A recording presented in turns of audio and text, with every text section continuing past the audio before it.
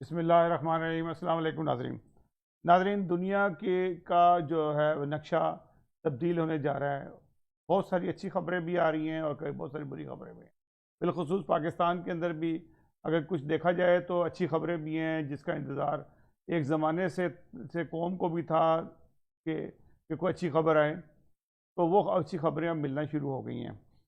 اور لیکن کچھ بری خبریں وہ یہ ہیں کہ پاکستان اسی جہالت کی طرف واپس جا رہا ہے جس جہالت کی وجہ سے آج سے 40-45 سال پہلے سے یہ سلسلہ شروع ہوا تھا، اور وہی تکفیر کے فتوے اس کو بڑھا چڑھا کے بیان کیا جا رہا ہے، اور اس میں باقاعدہ گورنمنٹ کے جو ان سے نمائندے وہ حصہ لیتے ہیں، کہ جو پبلک آفس کے لوگ ہیں اس میں، یعنی کہ ممبر آف پارلیمنٹس ہیں، وہ اس میں شامل ہوتے ہیں اور باقاعدہ جو ہے اعلان کرتے ہیں۔ اچھی خبر یہ ہے کہ دنیا کی تاریخ میں یہ ہوا ہے کہ جب سے کرونا آیا ہے، کرونا کیسے پھیلا، قدرتی وائرس ہے یا پھیلایا گیا ہے، ابھی تک اس کے بارے میں کوئی حتمی جو ہے وہ بات نہیں کی جا سکتی۔ جو تبدیلی آ رہی ہے چائنا کی نے جس طرح سے دنیا کے اندر اکنامک تبدیلی لا رہا ہے اور اپنے تعلقات بہتر کر رہا ہے۔ ہم نے ذکر کیا تھا کہ افریقہ کے اندر پاکستان چائنا نے بہت بڑی انویسٹمنٹ کی ہے، خاص طور پہ ایتھوپیا کے اندر۔ ایتھوپیا کی جو ریلوے ٹرین ہے اور یہ چیزیں ہیں، اور وہ بہت سارے وہاں پہ میری وہاں بات بھی ہوتی رہتی ہے، تو وہاں پہ بہت بڑی انویسٹمنٹ ہونے جا رہی ہے، اور دنیا کی نظر اس چیز کے اوپر ہے کہ افریقن یونین کا ہیڈ آفس جو ہے وہ ایتھوپیا میں بنے گا۔ اور ایتھوپیا آج وہ نہیں ہے جو پہلے ایک بدحالی کا شکار تھا، قحط پڑا ہوا تھا، وہاں پہ لوگ بھوکے مرے تھے۔ آج ایتھوپیا وہ نہیں ہے، ایتھوپیا خوشحال ملک ہے، اور دنیا میں اناناس جو ہے نا پروڈیوس کرنے والے بڑے ملکوں میں شمار ہوتا ہے۔ اس کے بعد جو ایک حیرت انگیز تبدیلی یہ آ رہی ہے کہ چائنا کی انویسٹمنٹ جو سی ہے وہ اسرائیل میں ہو رہی ہے۔ اس سے پہلے امریکہ اور اسرائیل بھائی بھائی تھے، اور امریکہ کے علاوہ کوئی سوچ بھی نہیں سکتا تھا، یا بھارت کا وہاں دخل ہوتا تھا، بھارت نے اپنے پنجے گاڑے ہوئے تھے۔ چائنا نے اپنے تعلقات جو ان سے ہیں اسرائیل سے بہتر کیے، اور حائفہ جو اسرائیل کی بہت بڑی بندرگاہ بھی ہے، جہاں پہ امریکہ کا چھٹا بیڑا بھی کھڑا ہوتا ہے، وہاں پہ انویسٹمنٹ شروع کر دی ہے، کام شروع ہو گیا ہے۔ $300 بلین کی انویسٹمنٹ کا وہاں پلان ہے، اور شاید ابھی یہ سٹارٹنگ ہے، اس سے بھی بڑھ جائے۔ ریلوے ٹرین جو سے ہے وہ وہاں پہ بلٹ ٹرین وہاں پہ چل رہی ہے، اور 300 کلومیٹر کی جو سے ہے وہ ایک موٹر وے بھی بنا رہا ہے چائنا۔ تو اس طریقے سے، اور پھر چائنا نے امریکہ کو اس بحری بیڑے کو ہٹانے کے لیے ایک شٹ اپ کال بھی دے دی ہے کہ آپ برائے مہربانی ذرا سائڈ پہ کھڑے ہوں، کیونکہ ہمارے یہاں سے جہاز آ رہے ہیں، اور چائنا کے وہاں پہ باقاعدہ سامان آنا شروع ہو گیا اور کام سٹارٹ ہو چکا ہے۔ پاکستان میں اچھی خبر یہ ہے کہ بادشاہ ڈیم جو ہے اس کا کام زور شور سے جاری ہے۔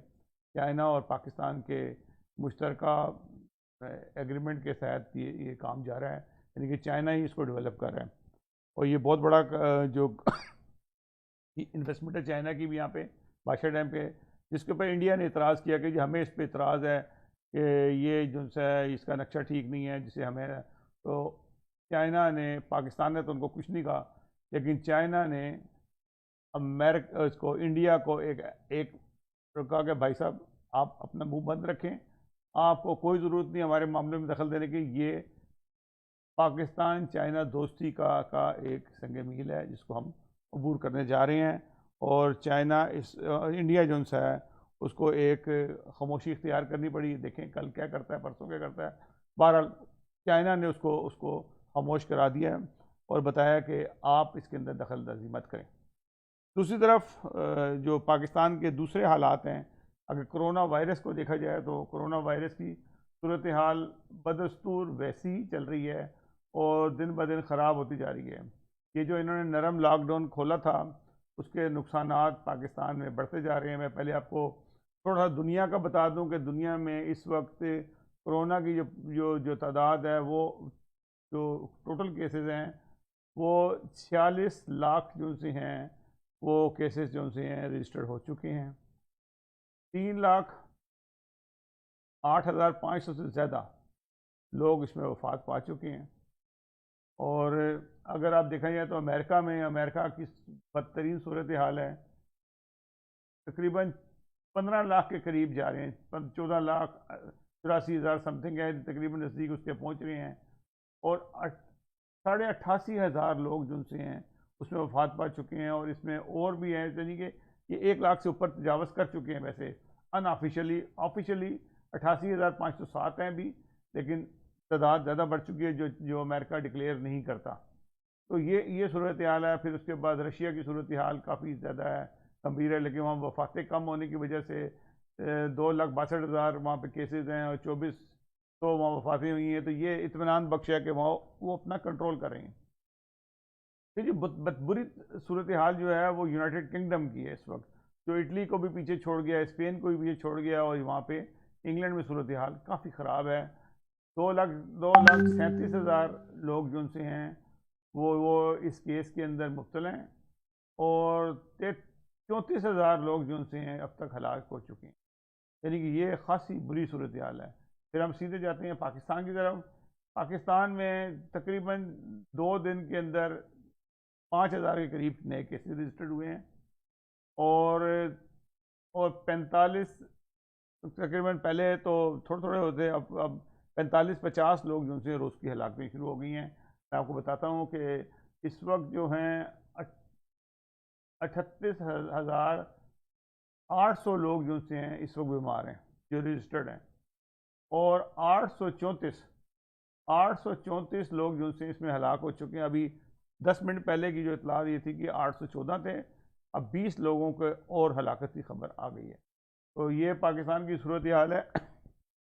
یہ صورتحال یوں خراب ہو رہی ہے کہ اس کے اندر جو انہوں نے لاک ڈاؤن کھولا ہے, اس کا جو اثر پتہ لگے گا وہ 10 دن کے بعد پتہ لگے گا.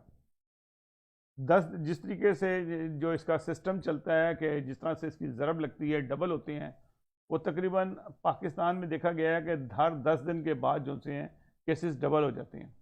10 لگ جاتے ہیں, کبھی 11 لگ جاتے ہیں, لیکن ڈبل ہو جاتے ہیں. تو ابھی جس طرح سے اگر 10 دن پہلے دیکھا جاتا تو یہ تقریباً کیسز 20,000 سے کم تھے. اب یہ 38,000 سے اوپر جو سے ہیں یہ کیسز جا چکے ہیں, تقریباً 39,000 کے قریب جیسے. اس کا مطلب کہ ڈبل ہو گئے ہیں.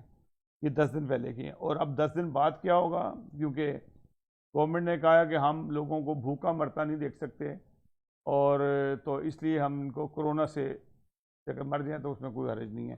تو کرونا کی وجہ سے اب جو کیسز بڑھیں گے اس کا کوئی حساب نہیں ہے. یہ بری خبروں میں آتے ہیں. پھر اس کے بعد جو تیسری بات یہ ہے کہ جو مذہبی حلقے ہیں, پتہ نہیں ان کے پیچھے کون ہے, حکومت پنجاب ہے خاص طور پہ, یا یہ کون لوگ ہیں جو اتنا برا حال ہے اس وقت, لوگوں کو اپنی جانوں کی پڑی ہوئی ہے. پاکستان کے حالات خراب ہوتے جا رہے ہیں بدستور.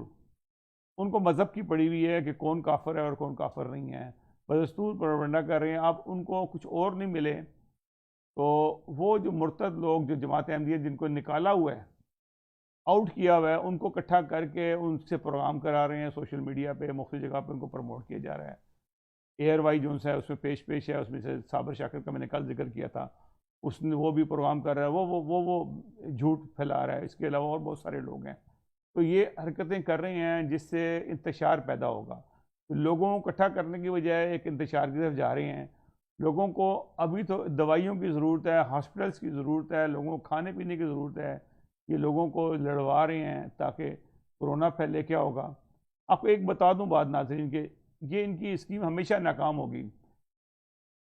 ہم نے جب سے پاکستان بنا ہم دیکھ رہے ہیں یہ کام کرتے ہیں. پاکستان بننے سے پہلے بھی 125 سال سے بھی یہی کچھ ان کے آباء و اجداد ان کے لوگ تھے نا, جو ملا تھے, یہ لوگ کرتے رہے ہیں ایسے ہی, اور ناکام ہوتے تھے. عمر کھپ جاتے تھے, پھر ان کی نئی نسلیں آ کے وہی کام کرتی تھیں. اور اب بھی یہ جو نئے آئے ہیں ان کو بہت آ رہا ہے کہ ان کو 2-3 مسخرے مل گئے ہیں, جو ان کو وہ استعمال کر رہے ہیں. وہ مرتد ہیں جن کو جماعت سے نکالا گیا ہے, جماعت احمدیہ سے ان کو نکال کے آؤٹ کر دیا ان کی غلط حرکتوں کی وجہ سے. وہ حرکتیں میں بتانا نہیں چاہتا, اتنی گندی حرکتیں ہیں کہ میں آپ کو بتا نہیں سکتا.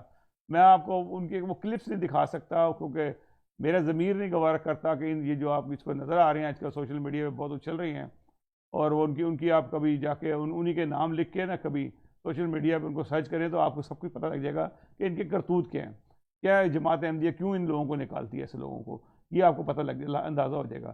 تو بہرحال ان کو نکال دیا گیا ہے، اور یہ لوگ یہ حرکتیں کر رہے ہیں کہ جماعت احمدیہ کے خلاف ایک اسکیم چلا رہے ہیں۔ بہرحال وہ کامیاب تو کبھی ہونی نہیں ہے ان کی، اور نہ کامیاب ہو سکتی ہے، کیونکہ جماعت احمدیہ کا ایک خدا ہے، اور جو اس کو ہمیشہ اس کی وہ حفاظت کرتا ہے، کہ ایسا نہیں کبھی ہو سکتا کہ جماعت احمدیہ کبھی اکیلی رہ گئی ہو۔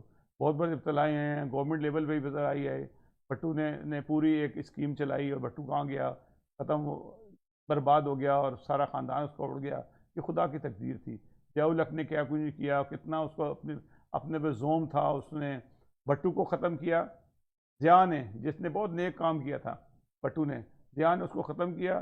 پھر ضیاء کے ساتھ خدا تعالیٰ نے کیا کیا، کل چلی تھی جو لیکھوں پہ تیغ دوا، آج بھی اذن ہوگا تو چل جائے گی۔ یہ مجھے وہ 83 کی وہ نظم یاد آتی، جب ضیاء الحق نے جماعت احمدیہ کے خلاف ایک بہت گن بولا تھا، اور پھر خدا تعالیٰ نے اس کو آسمانوں پہ اڑا دیا۔ اور آج تک اگر آپ لیکھ رام کی وہ تاریخ پڑھیں تو آپ کو اندازہ ہوگا کہ لیکھوں سے کیوں کہا گیا تھا۔ لیکھوں کے بھی قتل کا آج تک کسی کو پتہ نہیں لگا، اور یہی جماعت کی تاریخ ہے کہ خدا تعالیٰ جو ہے ایسے لوگوں سے بدلے لیتا ہے کہ جو لوگ ظلم کرتے ہیں انسانوں کے اوپر۔ ناظرین، اگلے پروگرام تک کے لیے ہمیں اجازت دیجیے گا۔ اللہ حافظ و ناصر۔